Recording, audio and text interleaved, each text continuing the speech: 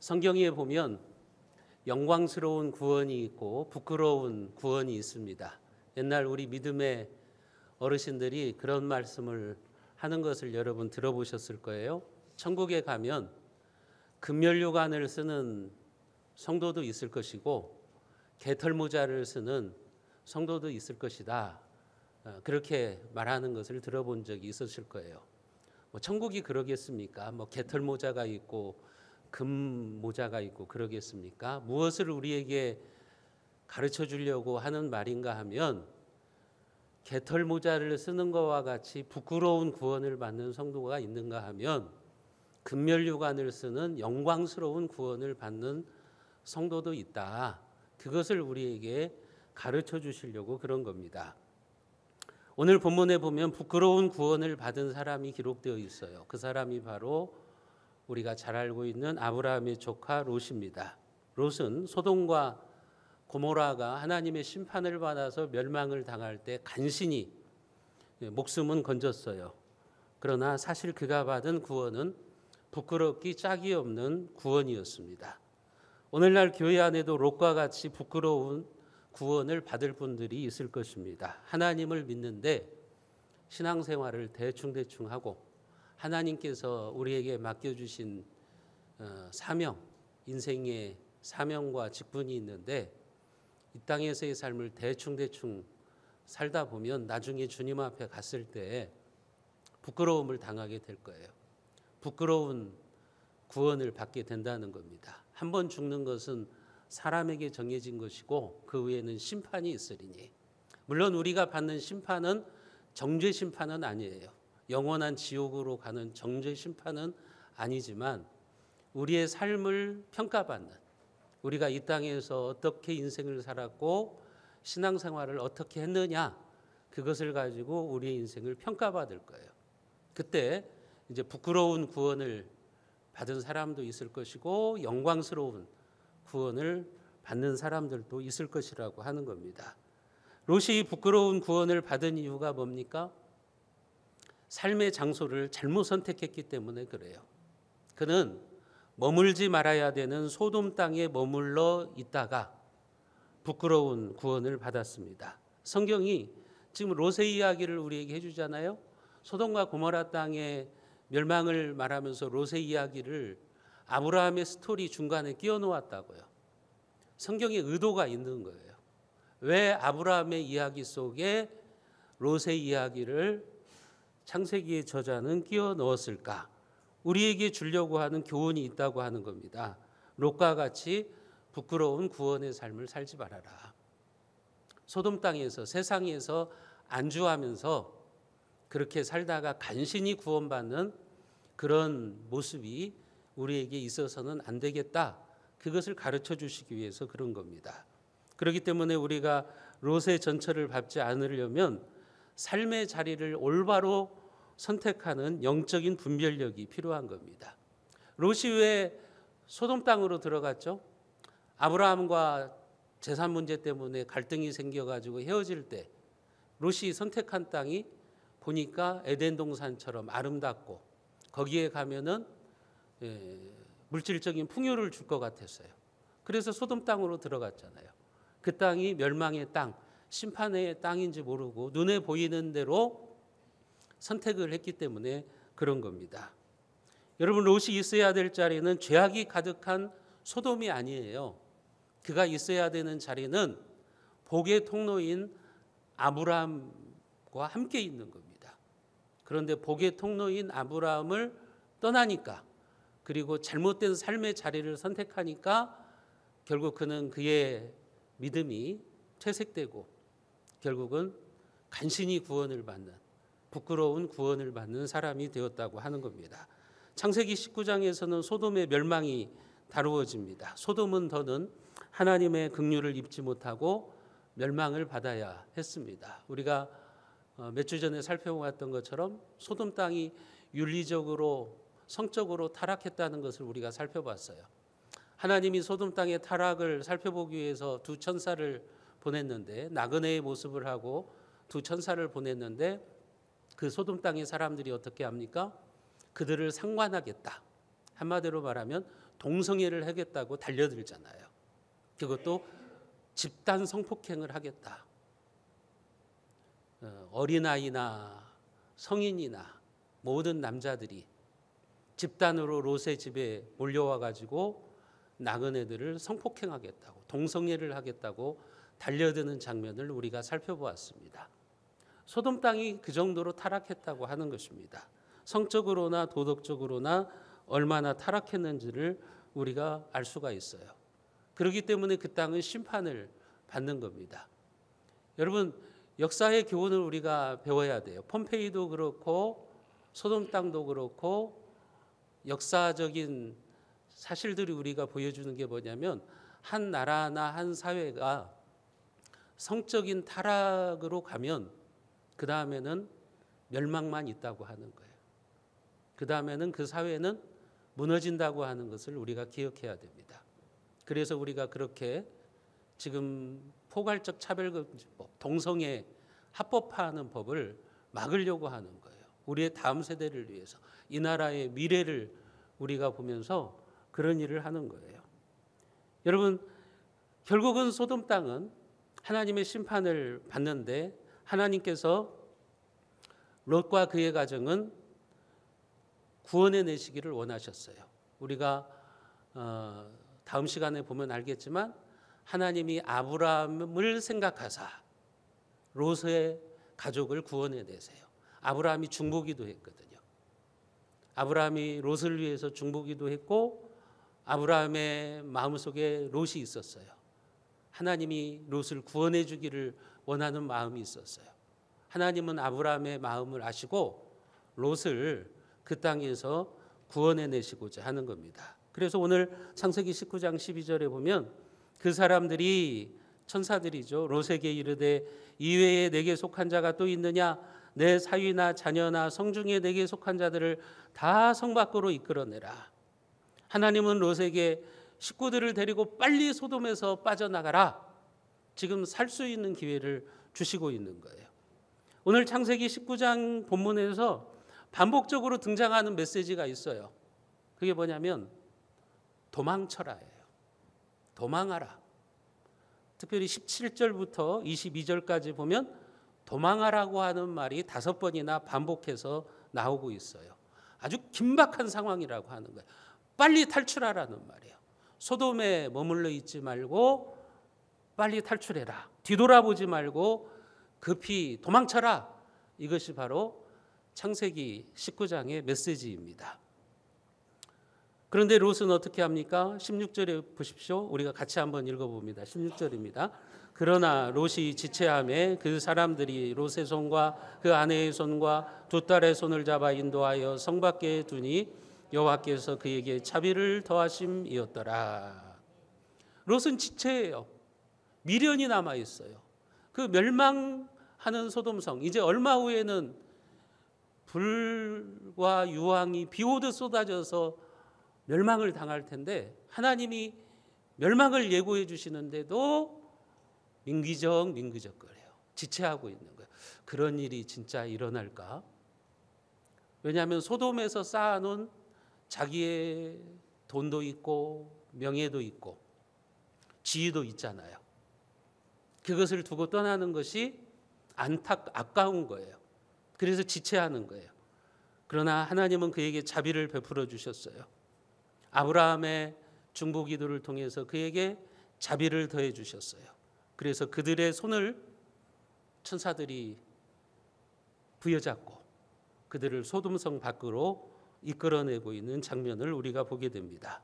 천사들은 롯과 가족들을 성 밖으로 끌어내면서 그들에게 당부한 말이 있어요. 뒤를 돌아보거나 머뭇거리지 말고 신속하게 하나님이 말씀하신 산으로 도망쳐라. 17절에 보시면 돌아보거나 들에 머물지 말고 산으로 도망하라.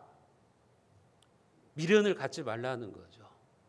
멸망하는 소돔성에 대해서 뒤를 돌아보면서 미련을 갖지 말고 중간에 들에 머물지도 말고 거기에서 지체하지도 말고 속히 하나님이 말씀하신 산으로 도망쳐라. 지금 그렇게 당부를 하고 있는 거죠. 왜요? 멸망의 장소에서 빨리 떠나야 돼요. 그곳에 머물러 있다가는, 지체하고 있다가는 소돔성이 멸망할 때 그들도 같이 죽게 되기 때문에 하나님이 지금 이렇게 말씀하시는 거예요. 오늘 우리도 마찬가지입니다. 하나님은 우리가 세상, 소돔성과 같은 세상의 미련을 갖지 말고 속히 나오라고 말씀하십니다. 그래서 요한계시록에 보면 바벨론에서 우리가 도망치라고 말씀하세요. 바벨론에 너희들이 머물러 있지 말고 그 땅에서 빨리 나와라. 하나님께서 우리에게 말씀하신다고요. 요한계시록 18장 4절에 보면 주님이 그렇게 말씀하셨어요. 우리 같이 한번 읽어봅니다. 또 내가 들으니 하늘로부터 다른 음성이 나서 이르되 내 백성아 거기서 나와 그의 죄에 참여하지 말고 그가 받을 재앙들을 받지 말라. 여기에 보면 내 백성아 거기에서 나와라. 어디에서 나오라고 말씀하시냐면 바벨론에서 나오라고 하는 거예요. 바벨론은 세상 나라를 상징하는 거죠. 거기서 나오라는 거예요. 거기서 나오라는 말이 뭐예요? 그러면 우리는 세상에서 직급도 갖지 말고 세상에서 일도 하지 말고 맨날 교회에만 모여서 있으라는 말이에요? 예배드리고 성경 공부하고 찬송하라는 말이에요? 그런 말은 아니죠. 이게 무슨 말입니까? 세상에 물들지 말라는 거죠. 세상에 동화되지 말라는 거죠. 세상 사람들의 정신에 세상의 가치관에 물들지 말라는 거예요. 거기서 나오라는 거예요. 거기서 빨리 도망치라는 거예요. 그래야 우리가 살 수 있다고 이야기를 하는 겁니다. 그래서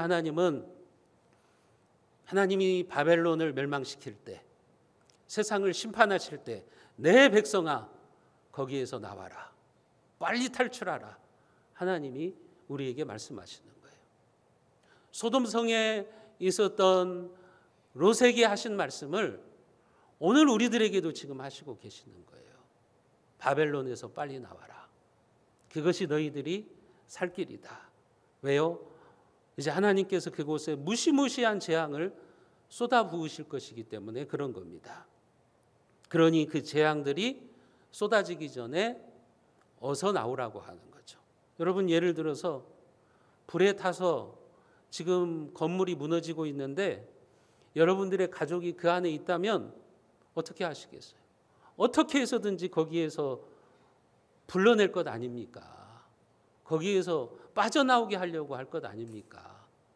그게 하나님입니다. 하나님의 마음이에요.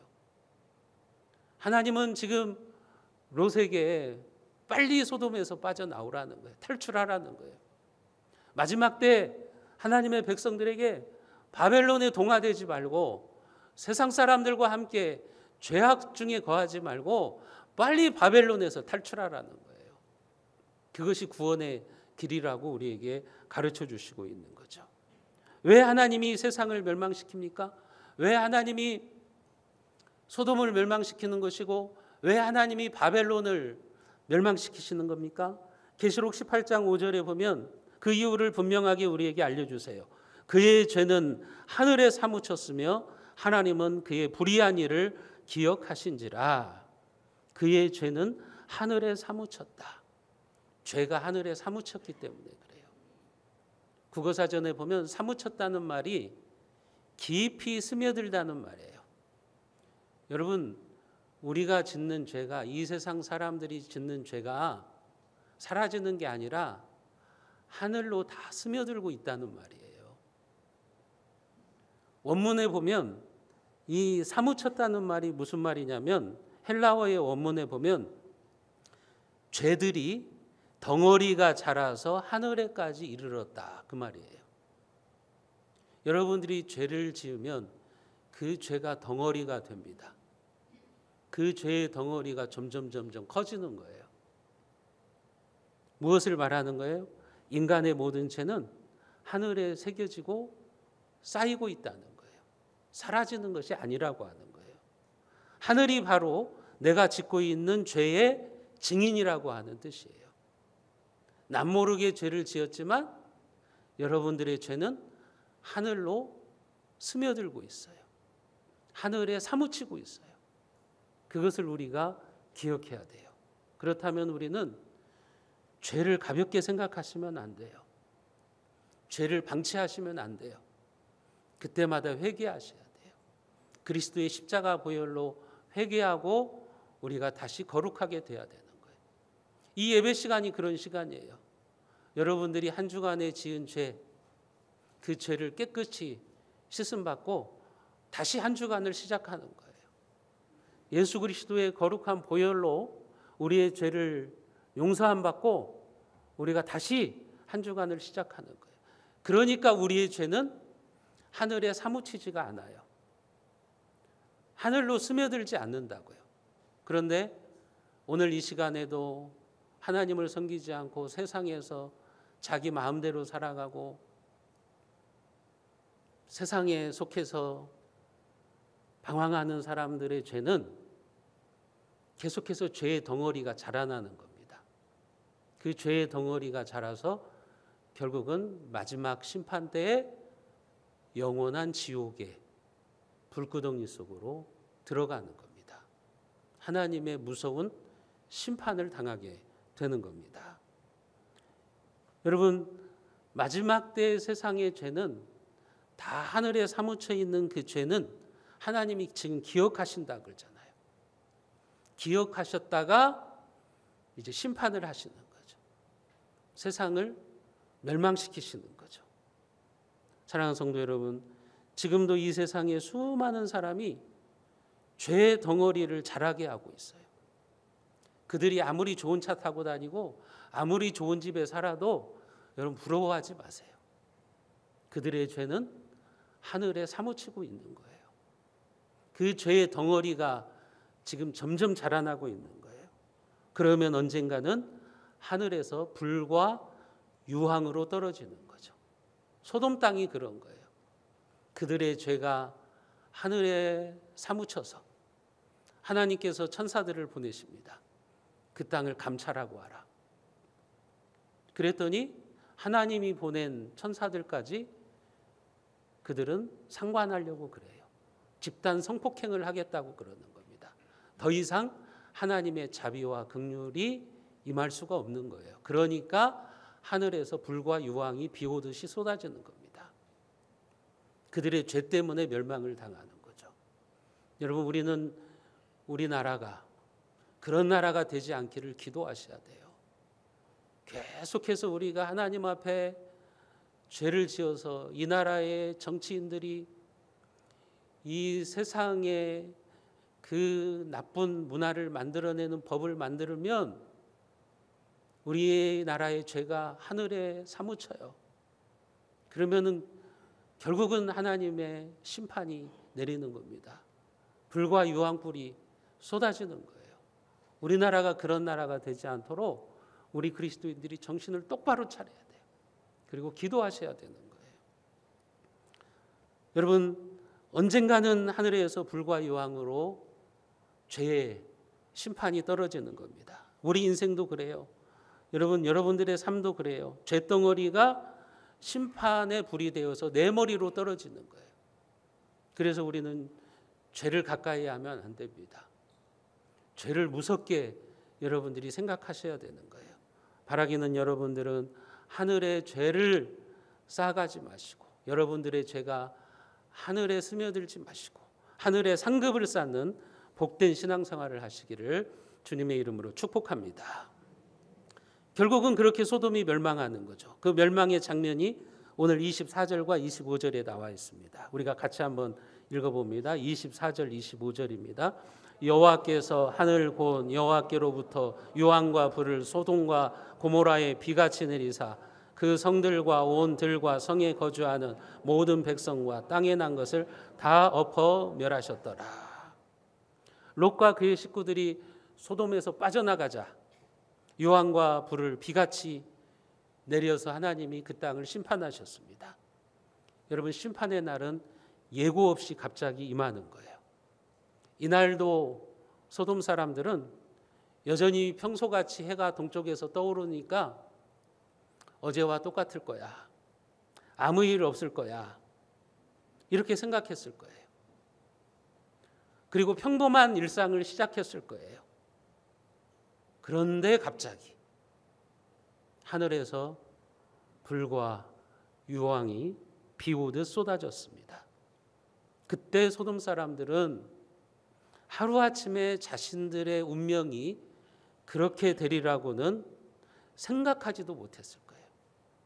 그날이 자기들에게 최후의 날이 될 것이라고 하는 것은 생각하지 못했을 거예요. 로마의 폼페이의 사람들도 마찬가지였을 거예요.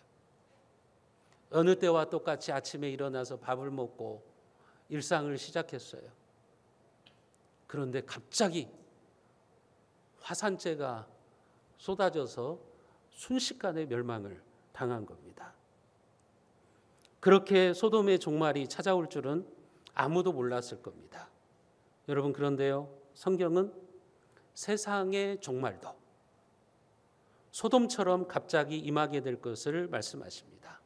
예수님이 누가복음 17장 29절과 30절에 보면 이렇게 말씀하셨어요.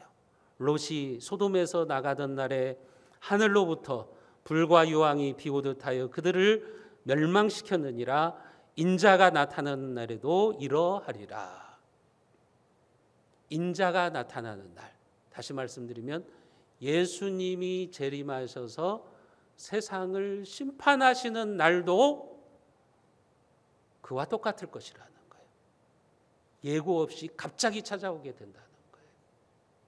종말은요, 우리가 생각하지도 못할 때 돌연히 임할 겁니다. 왜냐하면 그 징조들이 지금 조금씩 나타나잖아요. 요즘 우리가 뭐 기상 이변만 봐도 그렇잖아요. 이 사회의 윤리적인 타락을 보세요. 여러분, 지금 이제사 수사를 시작했는데 아기를 낳아가지고 죽인 게 지금 얼마나 많은 건수입니까?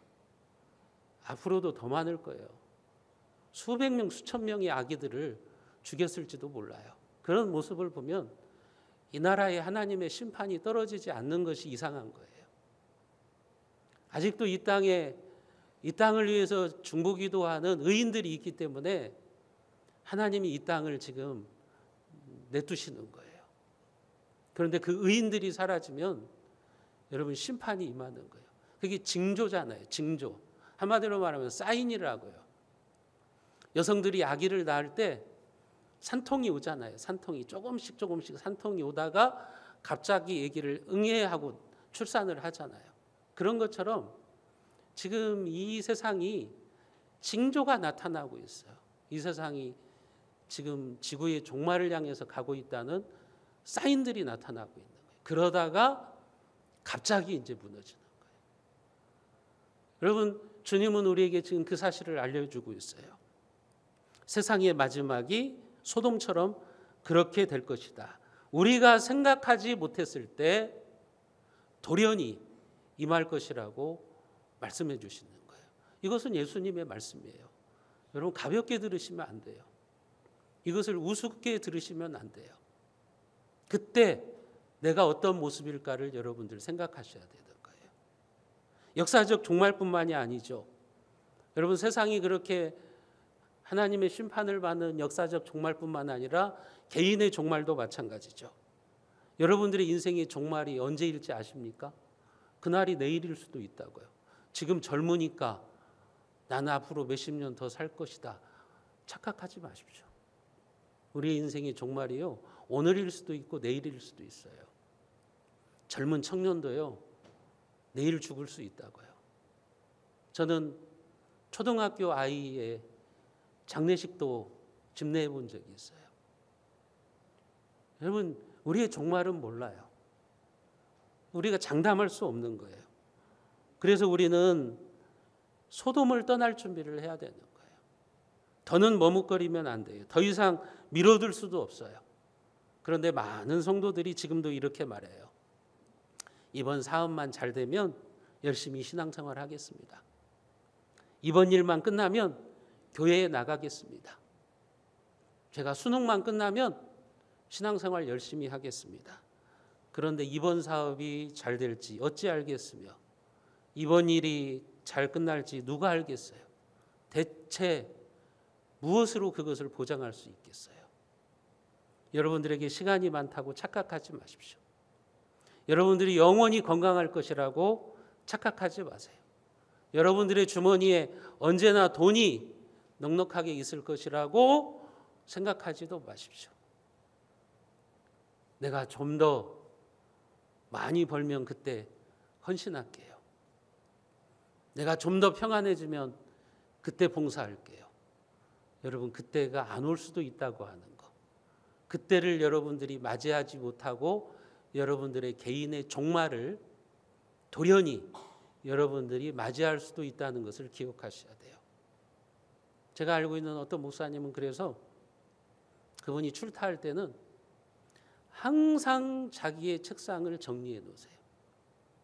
어디 뭐 2박 3일 세미나를 가든지 아니면 뭐 한 일주일 외국의 선교지를 가든지 항상 자기의 책상을 정리해 두세요. 왜냐하면 자기의 개인적 종말이 언제 어디서 올지 모르기 때문에 그렇게 하신다고 그러시더라고요. 여러분, 그래요. 그게 우리의 종말론적인 삶이에요. 기독교인들의 종말론적인 삶은 끝이 있음을 전제하고 사는 거예요. 이 역사의 종말이 있다. 내 개인의 종말이 있다.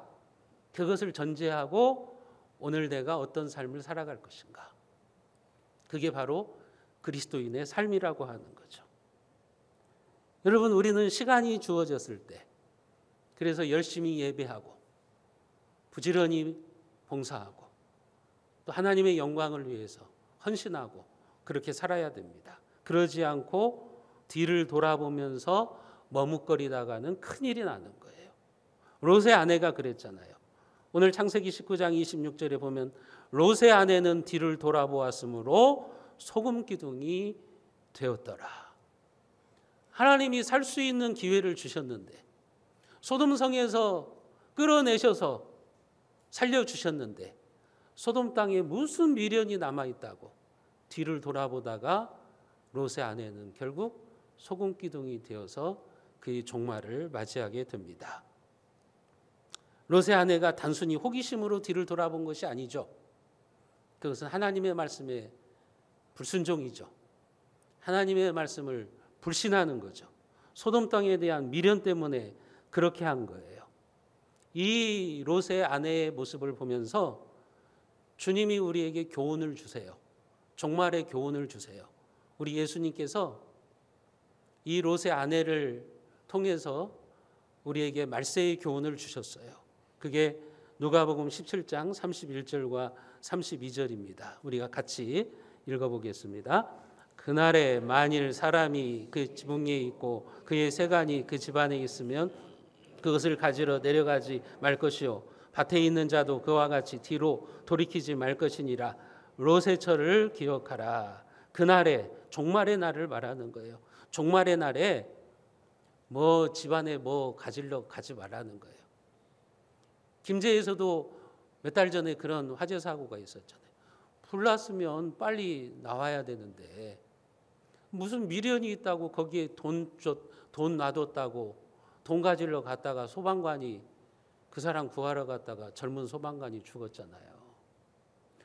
뭐하러 들어가는 거예요? 그 불나서 다 타버리는 그곳에 뭐하러 들어가는 겁니까? 지금 예수님이 그 얘기를 하는 거예요. 종말의 때에 집안에 있는 거 가지려고 들어가지 말아라. 롯의 처를 기억하라. 롯의 처가 그랬다. 롯의 아내가 그렇게 뒤를 돌아보다가 머뭇거리다가 결국은 멸망당하지 않았느냐. 롯의 아내를 보고서 오늘 우리에게 교훈을 얻으라고 말씀을 하시는 겁니다. 롯의 처를 생각하라. 이 주님의 말씀은 뒤를 돌아보려고 하는 모든 성도들에게 주는 엄숙한 경고입니다. 여러분들이 지금 하나님을 섬기기로 결심하시고 신앙생활을 시작했잖아요. 근데 왜 자꾸 뒤를 돌아보세요? 왜 세상에 미련이 있어가지고 세상에 머뭇거리고 있느냐 하는 겁니다. 칼빈은 이렇게 이 부분을 주석했어요. 롯의 처는 기쁜 마음으로 소돔을 떠나지 않았다.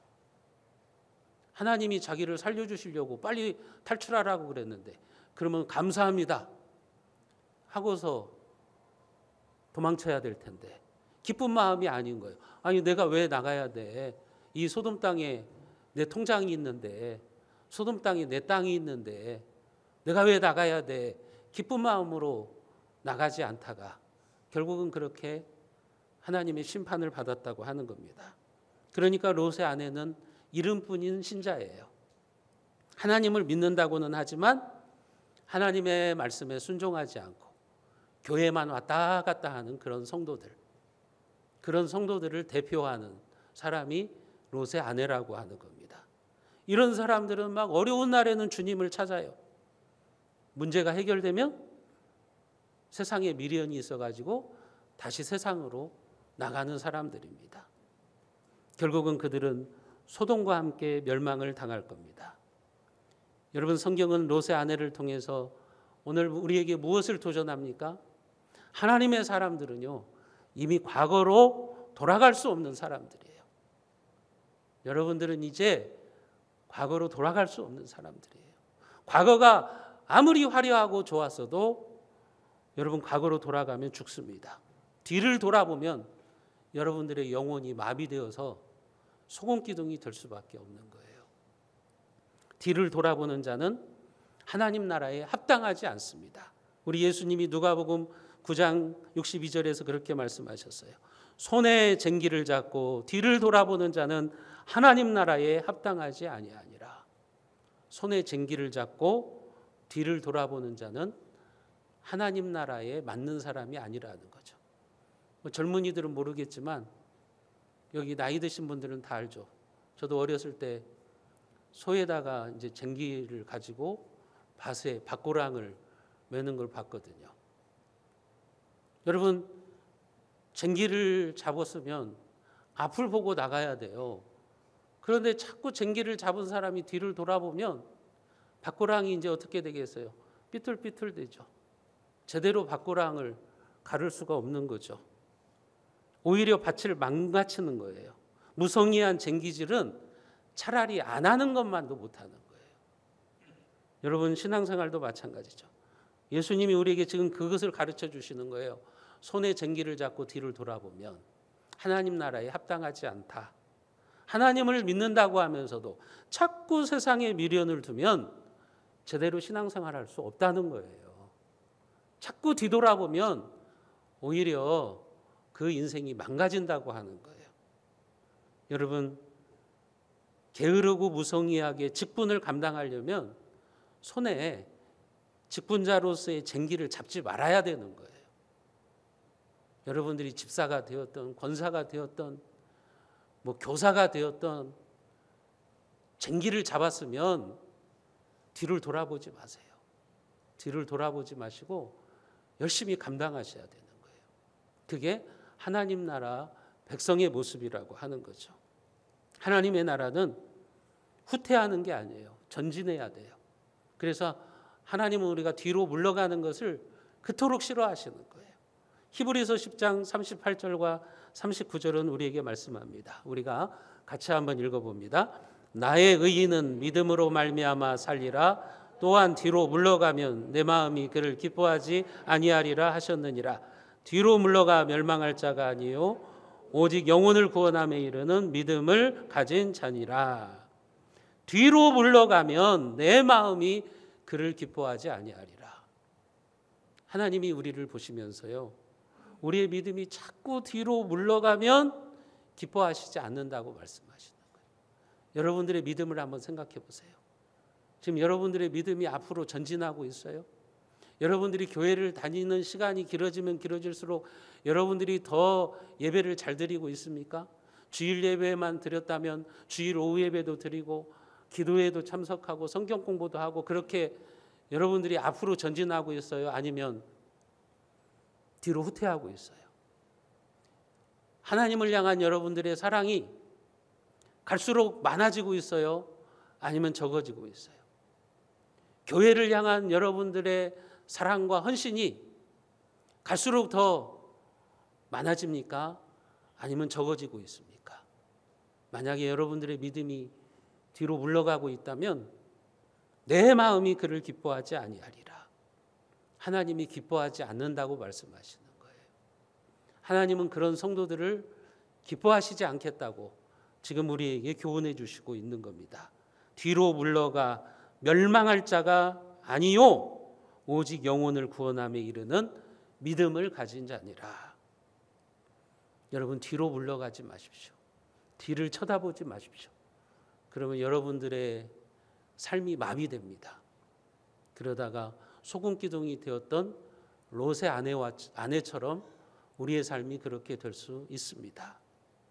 여러분, 복의 통로가 된 아브라함과 롯의 차이가 뭐죠? 아브라함은 뒤를 돌아보지 않고 믿음의 길을 갔어요.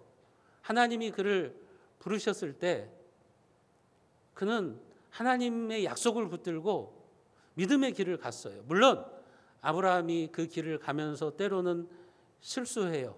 죄를 범해요. 넘어지기도 해요.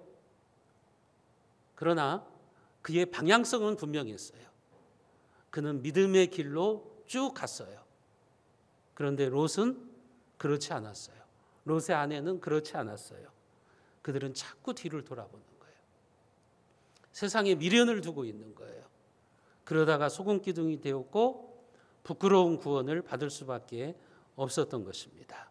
사랑하는 성도 여러분, 저와 여러분들은 이미 하나님 나라의 쟁기를 잡은 사람입니다. 여러분들의 손에 하나님 나라의 쟁기가 주어졌다고 하는 것을 기억하십시오. 뒤를 돌아보지 말고 여러분 믿음의 푯대를 향해서 달려가십시오. 뒤를 돌아보면 신앙생활을 망치게 됩니다. 머뭇거리면 여러분들이 지금까지 달려왔던 그 신앙의 마라톤이 다 헛수고가 되는 겁니다. 한눈 팔지 마시고 하나님이 여러분들의 손에 쥐어준 그 직분과 사명을 믿음으로 충성스럽게 감당하십시오. 그래서 아브라함처럼 약속의 땅에서 하나님이 주시는 복을 누리시는 축복의 통로가 다 되시기를 주님의 이름으로 축원드립니다.